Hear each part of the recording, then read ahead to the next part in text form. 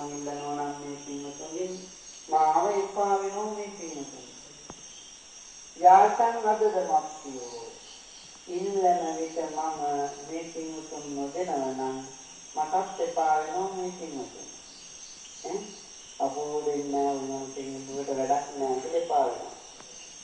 ඒ නිසා මම ඉල්ලන්නේ නැහැ දෙන්නට දෙවොල්ල පිළිපොල් වෙන හින්දා අප්‍රිය වෙන හින්දා මම ඉල්ලන්නේ නැහැ කියලා. පුදුමාරී වංශයක්.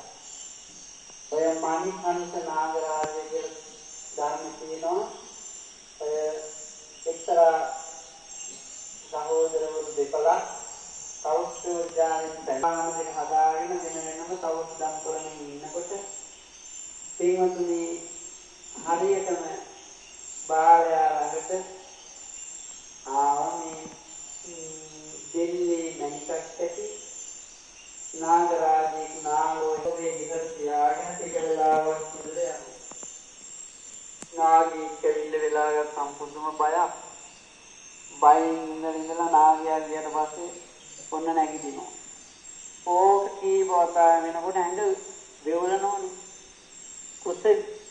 කුස වෙන්න පටන් ගත්තා. සහෝදරය අහනවා මොකද ඒ කෙට්ටු වෙලා? අන්න එතකොට කිව්ව විස්තරේ ඔයා කැමති දේ නම් නාගයා නේනවට කැමති කිව්වා. එහෙනම් මෙන්න මේක කරන්න කිව්වා. අර නාගයා ළඟට කෙට්ටු වෙන්න එනකොටම මට ඔය මණිකින් ප්‍රයෝජනයක් තියෙනවා බෙල්ලේ තියෙනවා. ඕක මට ඕන නාගරාජය කියන්නේ. එතකොටම හැරිලා යාළුවා. දෙයින් දවසේ වතුරෙන් මතුවෙලා ටික දුරක් යනකොට කියන්නේ ඒකට හැරිලා යනවා. තුන්වෙනි දවසේ වතුරෙන් මතුවෙනකොටම කියන්නේ. ඒකට ඇරිලා.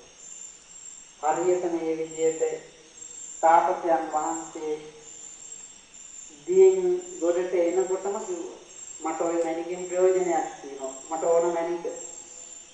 එතකොට කියනවා මේ ඉස්සයිස්මෙන් නැවත ගියා කියන්නේ. දෙවනම පින්වතුනි ආපහු වතුරෙන් ටික දුරක් ඇවිල්ලා එනකොටම කිව්වා ඒත් හැදලා ගියා. වතුරෙන් මතු වෙනකොටම කිව්වා මෙතන නම් කියනවා මෙහෙම මමන්න පානං විපුරං මුලං උප්පඤ්ඤති මස්ස මනිස්ස හේතු සම්තේන දත්තං අතියා